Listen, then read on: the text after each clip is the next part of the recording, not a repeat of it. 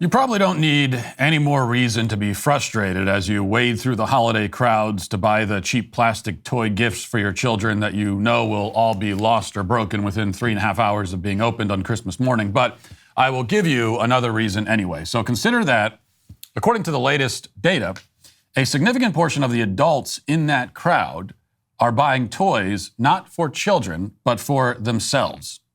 In fact, if you're not able to find the exact Barbie playset or Batman action figure or whatever that you're looking for, it could be because some adult has already purchased the last one, not for his kid, but for himself. CNBC reports this morning about a new group of consumers that have been dubbed Kidults. These emotionally stunted, intellectually shallow, overgrown adolescents, well into their 30s or 40s, and yet apparently still riding around on big wheels, drinking their juice boxes, may be destroying society, but they're doing wonders for the toy industry. So that's the good news. This is from the report. It says, there are two things keeping the toy industry afloat right now: inflation and a consumer group known as Kidults. These kids at heart are responsible for 1/4 of all toy sales annually, around $9 billion worth, and are the biggest driver of growth throughout the industry, according to data from the NPD group. This cohort, which NPD defines as ages 12 and older, has been steadily contributing to the industry for years, but spending has accelerated in the wake of the pandemic, leading to year-over-year gains despite tough comparisons. It's an industry moment for the toy industry. It's an important moment for the toy industry, too, with the holiday season upon us. While sales surged across the board for board games, puzzles, and play sets during the pandemic, the first 9 months of 2022 saw a 3% decline in sales volume. Higher toy prices helped outweigh these losses, as sales revenue for the time period jumped 3%. NPD reported. Kidults, who tend to spend more on toys, have a great fondness for cartoons, superheroes, and collectibles that remind them of their childhood. They buy merchandise such as action figures, Lego sets, and dolls that might typically be considered for kids. However, in recent years, toy makers have created product lines just for these consumers, realizing that demand is high for this generation of adults who still want to have fun. So, as the economy struggles and more adults drop out of the workforce entirely, adults are at the same time spending more money than ever on children's toys for themselves. I hate to be the bearer of bad news here, but this is not a sign of a healthy society. Now, granted, if 12 years old is the cutoff, then some of these kidults are actually just kids. And the good news is that if your 12-year-old is still playing with Legos, that's a great sign, actually. He has his innocence still. And Legos are a hell of a lot more wholesome and productive than staring at screens all day, as most 12-year-olds do these days, unfortunately. So that's fantastic, a 12-year-old playing with Legos. But the fact remains that a great number of the people in this demographic are, in fact, actual adults, millennials and Gen Xers who refuse to let go of their childhoods no matter what. The Today Show highlights some more of the people in this group. Let's watch. I don't want to grow up. I'm a Toys R Us kid. They got a million toys at Toys R Us that I can play with. Everybody knows the song. It's that classic 80s commercial for Toys R Us. And it turns out a kid can always be a kid. It's true. There's a growing trend that finds more and more adults buying toys for themselves, the group being called Kidults, and it's proving to be a very big business. And our kid at heart, NBC News Now anchor Joe Fryer is here with more. This is a thing, huh? Yeah, good morning. I don't want to grow up either. You know, new data is showing that people aged 12 and older, those are Kidults, 12 and older, they now make up at least a quarter of toy consumers. And the industry's cashing in with new products marketed specifically toward millennials, even Gen Xers. He's a Lego maniac. Toys of Christmas past are now revisiting many in their adulthood. From adult Happy Meals. Here are the fries. And then a toy. Totally hair Barbie. To Barbie, who's starring in a new movie coming out next summer. Nostalgia is a driving force for a growing consumer group called the Kidults. CNBC reports that data from market research company NPD Group show adults who are young at heart spend about $9 billion annually. For the past 2+ years, adults really started to gravitate towards toys and games, not just to spend more time with their families, which they were doing at home, but also for themselves to de-stress Aaron Muterick is a former software engineer turned connoisseur of putty. He says grown-ups are stuck on reliving simpler times from their childhood.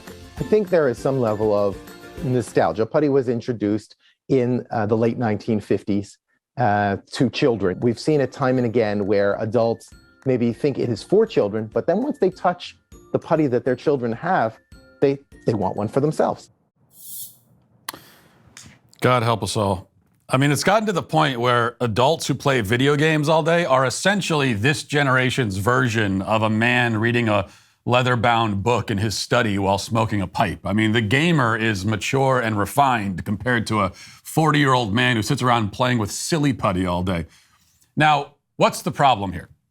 Well, the situation already feels rather hopeless based on the fact that we even need to explain the problem. What's the problem with adults sitting around all day playing with toys? I mean, it should be self-evident that your society is not in tip-top shape when adults are spending billions of dollars on children's toys that they will play with themselves.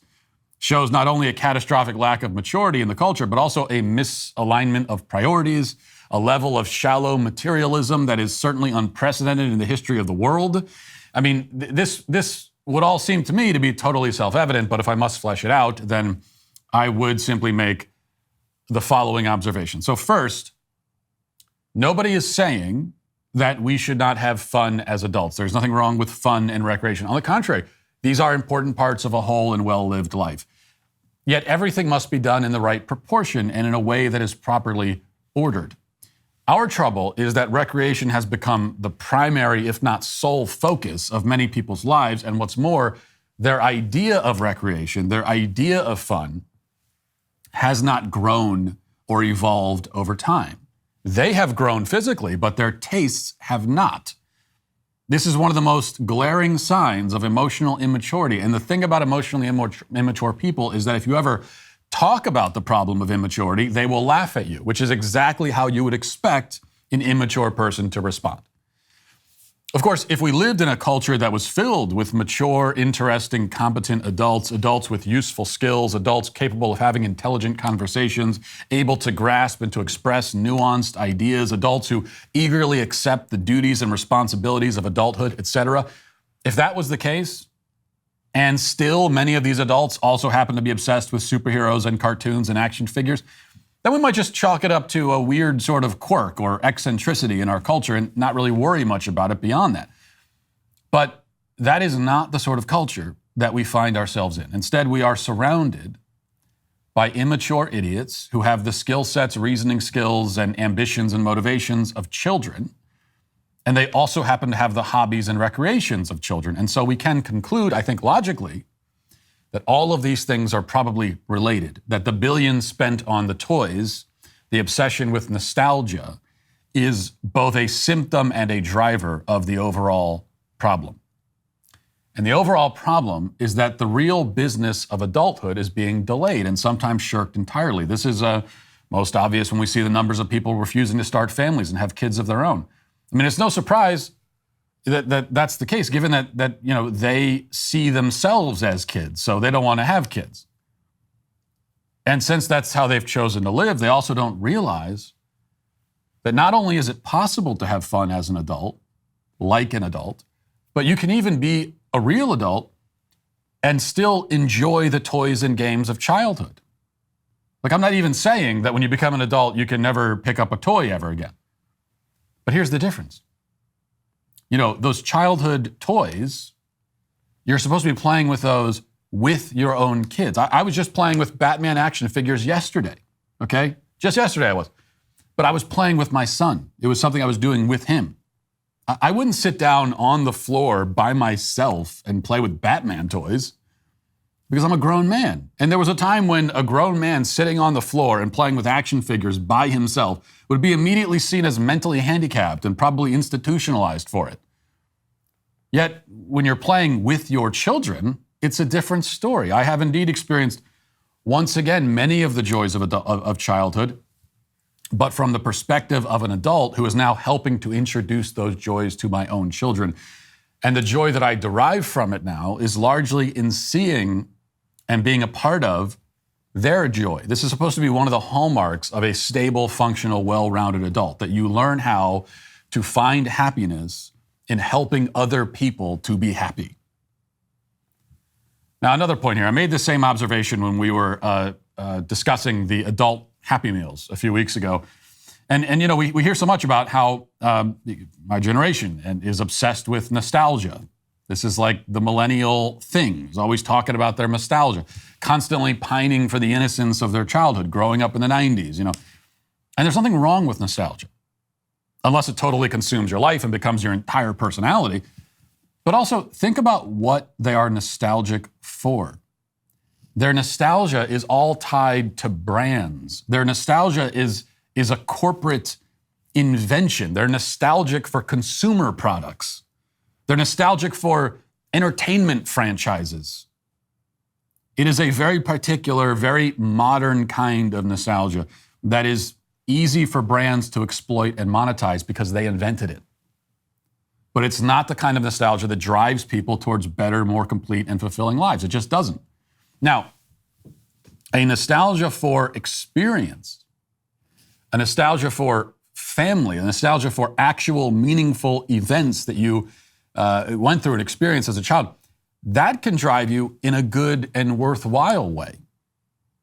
So, you know, I find myself nostalgic for the family dinners that we would have when I was a child with my parents and my 5 brothers and sisters, and we would all sit around and have these big dinners. And I can be nostalgic for that.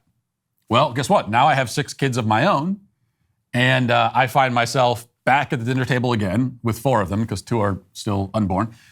But I found myself back at the dinner table again, recapturing that experience and passing it down to my kids, who I hope will pass it to theirs, and so on. That's the sort of generational passing that we're supposed to be doing, not passing down entertainment franchises.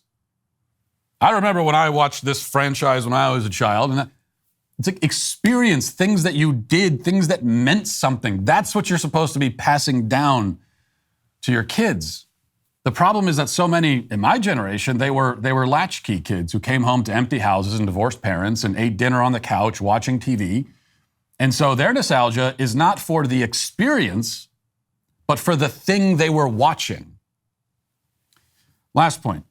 You know, you notice the way that things have completely flipped upside down. We have these adults clinging to their childhoods, while at the same time, we rip the childhood away from actual children. So children have their innocence stolen by groomers in public schools, by, you know, early exposure to porn, and all of the debased and degraded things that kids are exposed to intentionally all the time. And it's this mechanism which is intended to corrupt children, to destroy their innocence. And at the same time, when society is engineering this corruption, it is also beckoning towards adults, telling them to come back and become kids again. It's almost like we're trying to switch places. It's totally inverted and perverse. And we need to flip things back around and set it right. Let the kids be kids. They're the kids. Let them, if you're going to be obsessed with nostalgia and childhood innocence, be obsessed with protecting the innocence of actual children. It's their turn to be kids now. We had our chance. It's over. We're adults now. Let the kids be kids. You know, there's a reason why Scripture says, when I was a child, I spoke as a child, I understood as a child, I thought as a child, but when I became a man, I put away childish things. It is time to do that. Well past time to put away the childish things. And that'll do it for this portion of the show. As we move over to the members block, hope to see you there. If not, talk to you tomorrow. Godspeed.